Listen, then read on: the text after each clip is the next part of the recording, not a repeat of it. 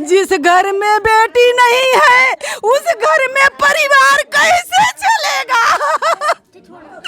अब आप ही बताओ, बिन बेटी का परिवार किसी का चलता नहीं। सरेआम गोली मार देंगे, सरेआम चौराहे पे मारेंगे, सरेआम गोली मारेंगे। इस वक्त हम मौजूद हैं उत्तर प्रदेश के भदोही जनपद में।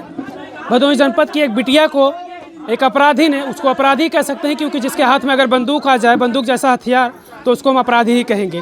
वो अपराधी प्रवृत्ति का ही लड़का था जिसने उस बिटिया को गोलियों से मारकर उसकी हत्या कर दिया। ये कुछ लोग हैं, आप देख लीजिए, उनके गांव के लोग, उनके परिवार के लोग हैं। ये लोग कैंडल मार्च निकाले हैं और बिटिया को न्याय दिलाने के लिए, आखिर क्या बेटियों को न्याय दिलाने के लिए ऐसा ही कुछ करना पड़ेगा? और बेटियों के साथ ऐसा कुछ कब तक होता रहेगा? कहने को तो सब कहते हैं बेटी ईश्वर का उपहार होती है, कहने को सब कहते हैं बेटी ईश्वर का उपहार होती है। मत छीनो उनके जीवन का अधिकार भैया, सब लोग तो छीन लिए, अब क्या बाकी है? जो हत्यारी को हत्या चाहिए और उसको फांसी चाहिए भैया, फांसी चाहिए, या तो उसके साथ आजीवन कारावास होना चाहिए। और क्या बाकी अब रह गया? कैसे बहू बेटियां सेफ रहेंगी? कैसे बहू बेटियां सेफ रहेंगी? हम उन सरकार से कहना चाहती हूँ, हमारी बात वहाँ तक पहुँचाइए जो सद्भाग्य निकाले हैं। बेटी पढ़ाओ, बेटी बचाओ, कैसे बेटियां सेफ रहेंगी, कैसे बहुएं सेफ रहेंगी? जिस घर में बेटी नहीं है उस घर में परिवार कैसे चलेगा? अब आप ही बताओ, बिन बेटी का परिवार किसी का चलता नहीं। बिन बेटी का किसका परिवार चलता है? चाँद में मुखड़ा नहीं है, चाँद में मुखड़ा नहीं होता। बेटी बाप के कलेजों का एक टुकड़ा होती है, अपने बाप के कलेजों का एक टुकड़ा खो गया, अब उसको हत्यारों को फांसी दो। न्याय चाहिए, न्याय चाहिए, अनुराधा के साथ न्याय चाहिए। बिल्कुल, अनुराधा को न्याय मिलना चाहिए और न्याय के स्वरूप ये लोग मांग कर रहे हैं कि उस अपराधी को फांसी की सज़ा होनी चाहिए। क्योंकि अगर शासन प्रशासन सख्त कार्रवाई नहीं करेगा ऐसे अपराधियों के ऊपर, तो जो ये अपराध है, ये अपराध रुकने का नाम नहीं लेगा। क्यों दादी, क्या होना चाहिए? उसका फांसी होना चाहिए। हम लोगों को बेटी है, ऐसा होएगा तो कैसे काम चलेगा? उसका सीधा फांसी हो जाए, जान के बदला जान चाहिए। मारा वैसा उसको भी गोली मारो, सीधा फांसी। हम लोग को बेटी लोग कहाँ जाएंगी, पढ़ने लिखने कैसे जाएगी? मैं भी मनता मान की बेटी पैदा की हूँ, ऐसा 4 बेटी साथ होएगा तो हम लोग कैसे जिएंगे? बिल्कुल, ये देख लीजिए, पूरा गांव जो है, मैं कहूँ तो लगता है ये खौफ में है। इस पूरे गांव की जो बेटियां हैं ये पूरे भय में जी रही हैं। आप समझ लीजिए, गुनहगार को फांसी दो, गुनहगार को फांसी दो, गुनहगार को फांसी दो, गुनहगार को फांसी दो, हम लोगों को न्याय चाहिए बहुत जल्दी। अनुराधा बिटिया को न्याय दिलाने के लिए ये लोग देखिए कैंडल मार्च निकाले हैं और शायद क्या बेटियों को न्याय दिलाने के लिए ऐसा ही कदम हमें उठाना पड़ेगा, तब जाके हमारी बिटिया को न्याय मिलेगा।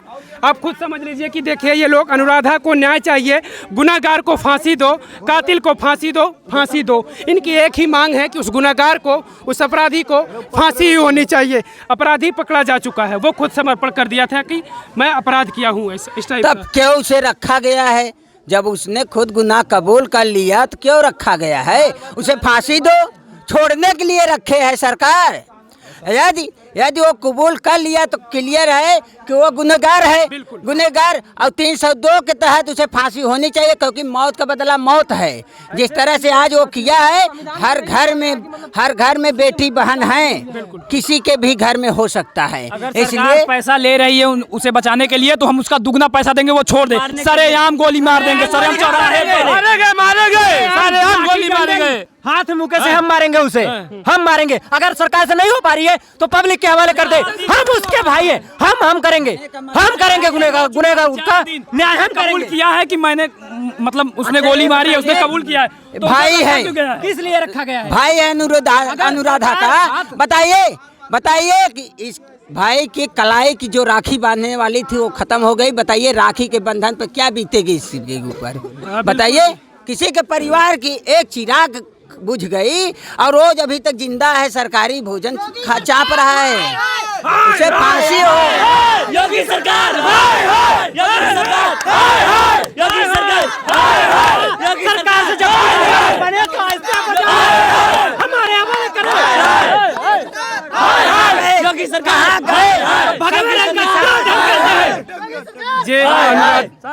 ये अनुराधा के भाई हैं, ये भावुक हो जा रहे हैं। आप खुद देख लीजिए इनका चेहरा, क्योंकि इस भाई ने अपनी बहन को खोया है और इस तरीके से खोया है कि शायद इस भाई को कभी उम्मीद नहीं रही होगी कि हमारी बहन के साथ ऐसा कुछ होगा। हर भाई ये वचन लेता अपनी बहन की रक्षा करने के लिए, लेकिन ये भाई अपनी बहन को नहीं बचा सका। आप खुद समझ लीजिए। लेकिन ये भाई चाहता है कि अब और किसी के बहन के साथ ऐसा कुछ ना हो, इसलिए शासन प्रशासन से ये उम्मीदें रहेंगी।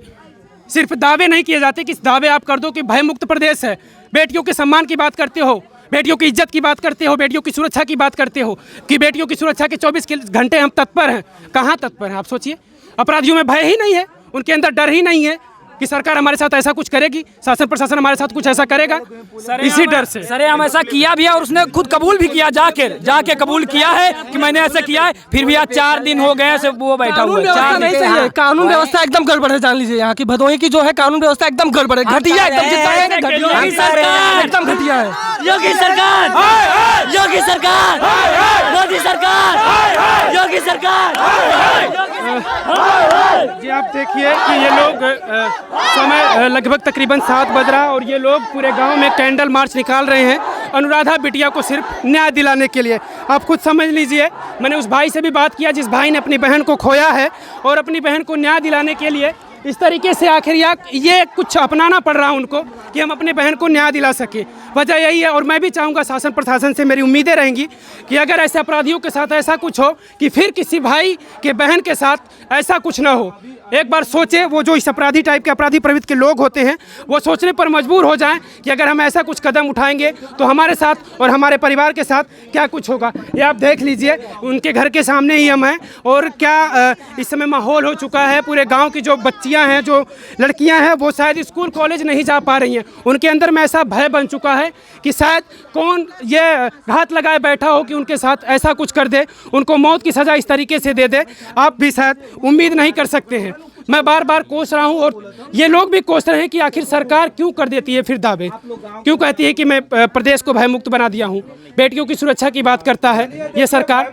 आप खुद समझ लीजिए, लेकिन भयमुक्त प्रदेश नहीं है, आप समझ लीजिए। और सीधा साधा ये प्रमाण है, ये भदोही जनपद की बिटिया के साथ जिस तरीके से हुआ है, ये सीधे तौर पर ये प्रमाण है, सीधे तरीके से ये उदाहरण है कि देख लीजिए बेटियों के साथ क्या हो रहा है, जिन बेटियों की आप सुरक्षा की बात करते हैं। और मैं चाहूँगा शासन प्रशासन से मेरी उम्मीदें रहेंगी। मैं भी उत्तर प्रदेश का ही हूँ और उत्तर प्रदेश को मैं चाहता हूँ कि उत्तर प्रदेश नहीं पूरे देश की बेटियाँ हमारे सुरक्षित रहें। धन्यवाद।